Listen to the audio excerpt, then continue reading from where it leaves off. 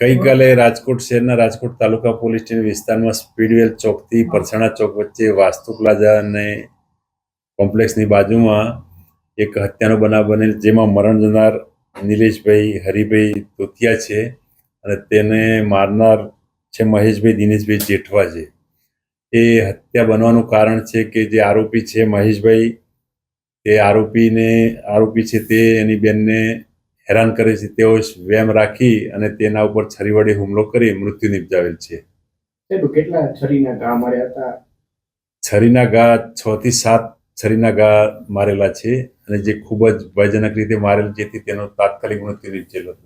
શંકા કરવા પાછળનું કારણ શું હતું એવું કંઈ જાણવા મળ્યું છે? ના, હજી સુધી કોઈ કારણ જણાવવા મળ્યું, પણ શંકા એને હેરાન કરતો એવી શંકા હોવાના કારણે એને ઉશ્કેરાઈ જઈ અચાનક એના પર હુમલો કરી અને મૃત્યુ નિપજાવે.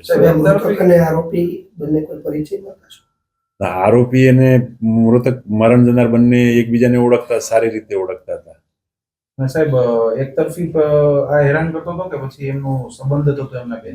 ના, કોઈ હાલમાં તો હજી કોઈ એને ક્લિયર કરી નથી, પણ આરોપીને એવો શક વેમ હતો કે મારી બેનને હેરાન કરે છે, જેના કારણે કેટલા સમયથી હત્યાનું પ્લાનિંગ એવું કંઈ કરતો? ના, એવું કોઈ પ્લાનિંગ નહોતું.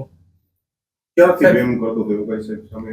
ના, એ પણ કોઈ એને જણાવેલ નહીં કે આટલા સમયથી શંકા વેમ હતી એના ઉપર. સાહેબ, આરોપીની બેને એને ફરિયાદ કરી હતી કે પછી આને પોતાની રીતે? આરોપીની બેને કોઈ આ બાબતે ફરિયાદ કરેલી નથી. સાહેબ, આ બે અહીંયા ભેગા કઈ રીતના થઈ ગઈ?